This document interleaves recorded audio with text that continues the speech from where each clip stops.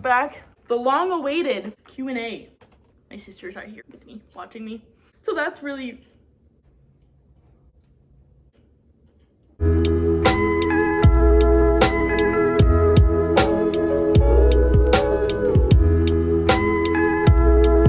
This has been a long time coming.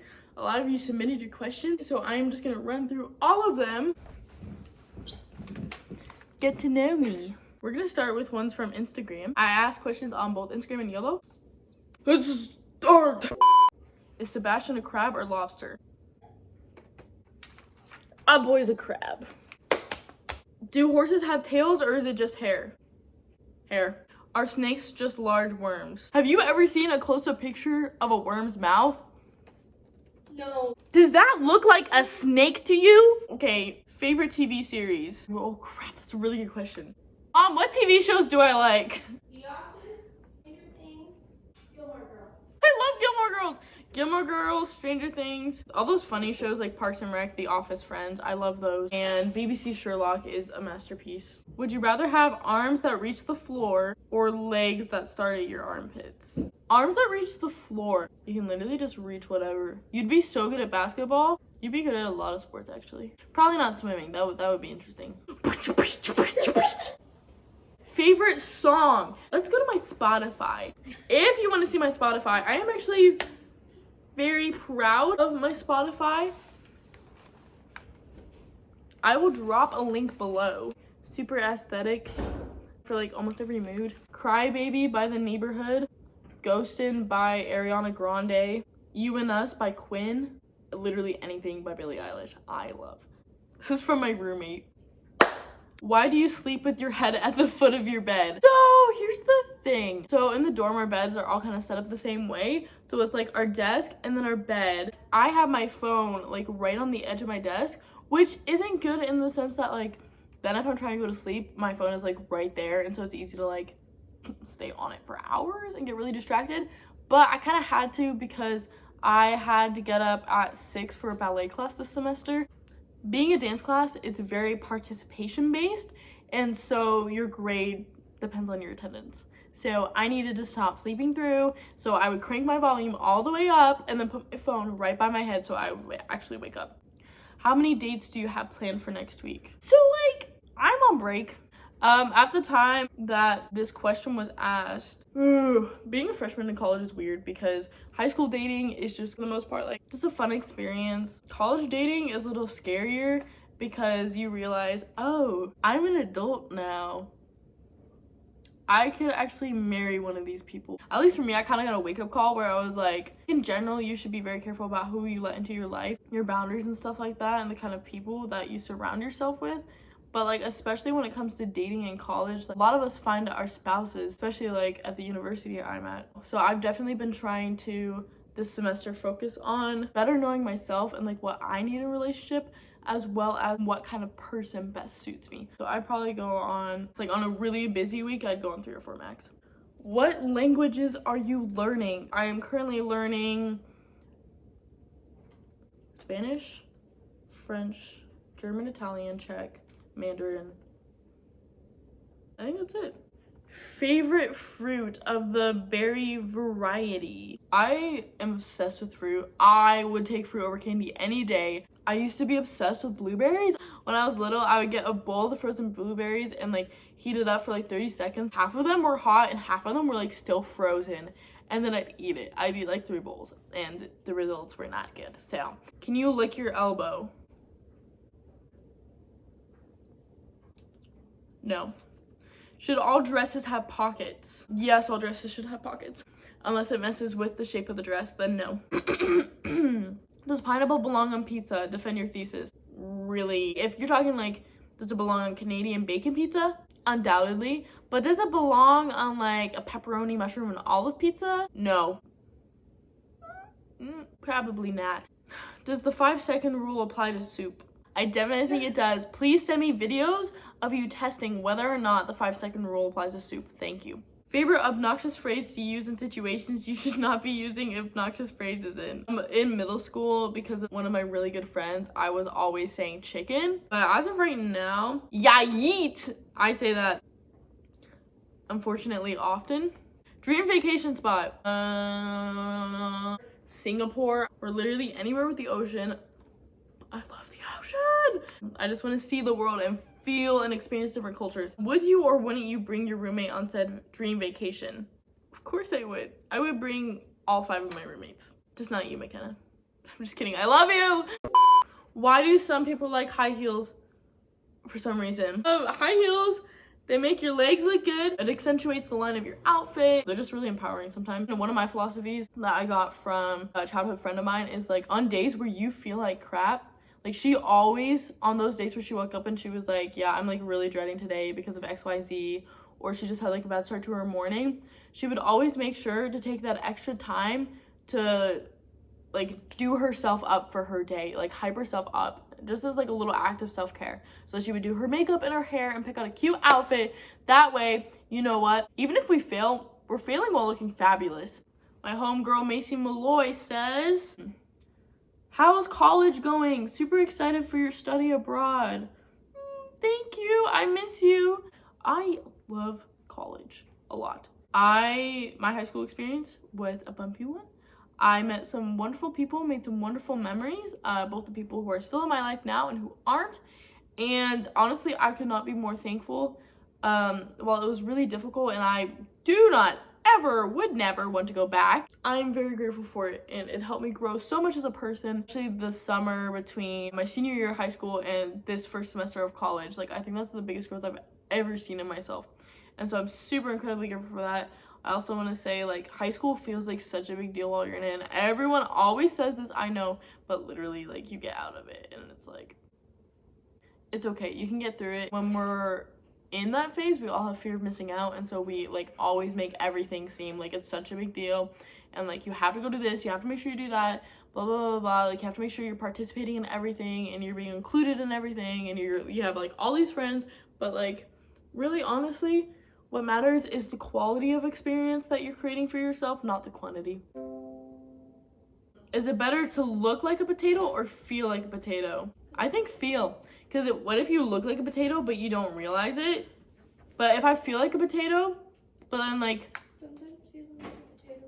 She says that sometimes being a potato is good because you're just comfy and you're just having a good time. And I agree. Like, in so many of my videos, I am the definition of potato status, and I'm literally just having a really good crackhead time. I don't do crack. I just have really big energy. You have a time machine that can only go to concerts. Who do you go see perform and when? The one person I've consistently listened to is Ed Sheeran. I would go to his first like small performances, his family and friends and like local supporters and stuff like that. I'd want to see that. Worst fast food experience, unless it's too PTSD inducing. So when my older sister and I were like, we were probably like 7 and 9. We went to Arby's, and I literally don't even remember what we were like doing, but my dad was just trying to be really sweet, and so he brings us to Arby's. And hello, I'm telling the story of when we threw up curly fries everywhere. Oh, that was fun. I know. Oh yeah, so basically that's what happened. Yeah, so we ate like curly fries out of our mind, and then didn't we throw up in the car? Dream vlogger collab. Emma Chamberlain, David Dobrik, Justin Gabriel, Conti, Levi Bernhardt, like just your classic vloggers, you know? But they all live in freaking California and stuff, so. What's the best date you've been on so far? I like know this one too. I'm embarrassed because I know they're gonna see this. I've been on a lot of really good dates this semester. I've met a lot of like really sweet guys who have taken me on like really thoughtful, nice dates. The top 2 dates for me probably were like, one of them, I went to Fear Factory with someone, and that was so fun. Fear Factory is such a fun date. That's this huge, like, big deal haunted house kind of attraction in Utah, in Salt Lake. So that was really fun. But then there's this guy, he lives like a couple hours away from me.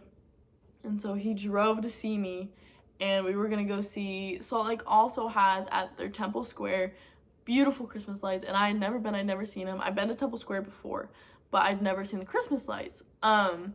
And so he was just gonna drive up like just to take me to that, but he ended up planning this entire, like we ended up spending like most of the like afternoon, like evening together.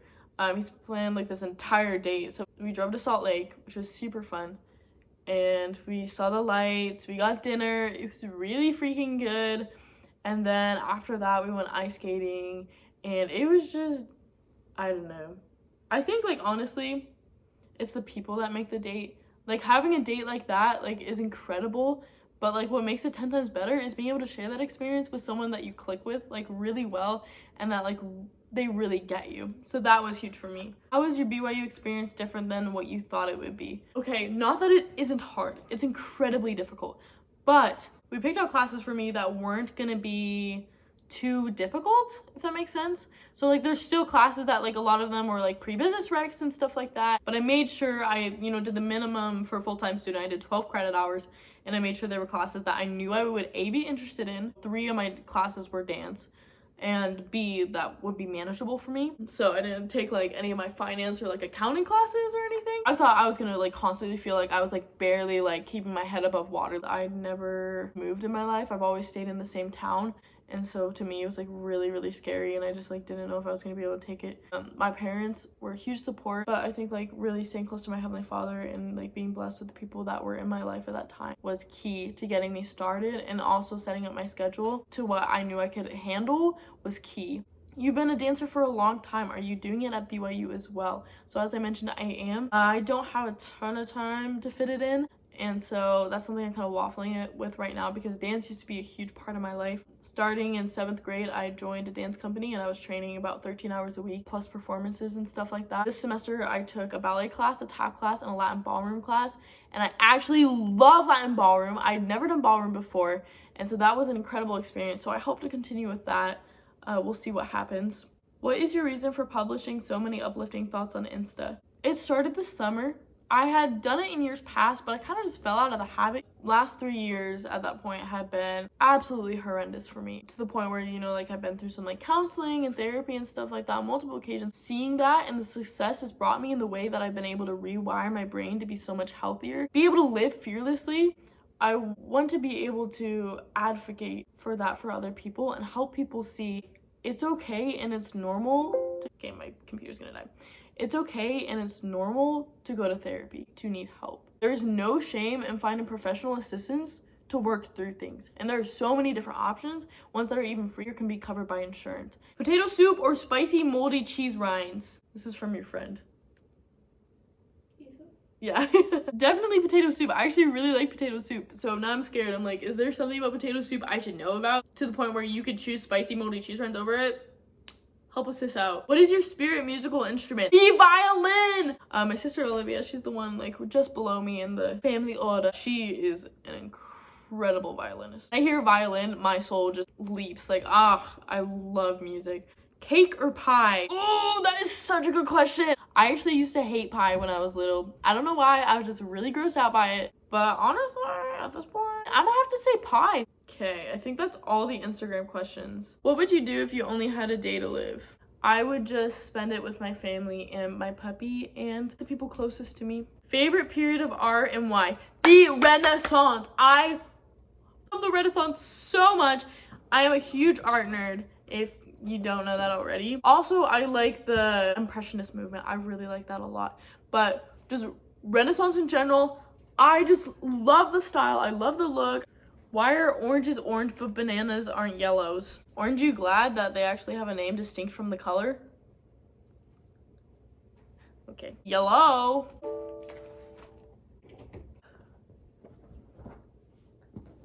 What has been your favorite part of college so far? Winston being really loud in the background. Winston! He's, like, right behind where I have the camera set up. I'm sorry. Just having a new chapter to dive into. How to deal with loneliness during the holidays.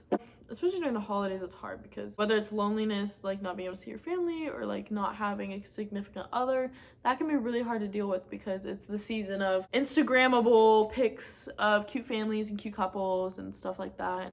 The best way to deal with it is to reach out to those you do have, and finding opportunities to serve, even if it's just like in your community, helps so much. Savannah says, be nice to yourself. Let yourself be a couch potato if you want to. Now we're getting to the juicy questions. I saved them for last. What is your advice for deepening friendships and relationships? That's a really tricky question because you know, we meet people all the time that we may want to come closer with, whether that means platonically or romantically, or whether it's with a family member. But in situations outside of like your family and stuff like that, especially, you have to keep in mind what they might want. And so we can't ever like force relationships to happen, because some people are too busy to be building new relationships, or you guys just aren't really compatible. But it's hard to see that sometimes if you're, you know, feeling lonely. Before you start putting in a bunch of effort into someone to deepen your relationship, whether it's just a friendship or not, you need to make sure that they're going to be able to reciprocate and be receptive to your efforts. Otherwise, you're just going to be really frustrated. If it turns out you guys are like compatible and they're open to your efforts, then honestly, just like being attentive and being thoughtful and loyal and just allowing your talents and your light to shine, and work to cherish the people around you. There's this person that I like. We are friends, but I don't know what to do or if they would ever even consider the possibility of going out with me. Help. I really want to dive in and get some good advice here, but like I don't know enough about the situation. But asking them out on a date, and if they say no, then there you go. If they say no, like I'm not like really interested, then you know that they're not interested. But if they say yes, then, you know, maybe you can ask them on another date. I think communication is key. I think rejection is a really, really scary thing, and it can be painful, but we have to remember that those emotions will, over time, they will fade and we will heal and we will be better people because of the things that we've done, because of the risks that we've taken. So I think it's just really important that we full send, bro. But also be mindful of yourself, and if this is like a very important friend to you and you don't want to lose them, then, you know, maybe weigh the pros and cons. Is it worth telling them? Is it worth potentially compromising your friendship? It's going to be hard, but if you know what you have to do and it's going to be scary, do it anyway, because even if it ends up hurting, you'll be able to endure even tougher and tougher things, and you will be able to have a better idea for what you deserve and what you need. And just don't ever, throughout that process, let your awareness of your worth dwindle. Someone's inability to be able to see how amazing you are does not change how amazing you are. You are incredible. Last one. Are you pursuing any guys? I think that's the one question I'm not going to answer. You'll just have to wait and see. Oh, don't kiss me. We're doing an outro. Okay, thank you so much for watching the Q&A.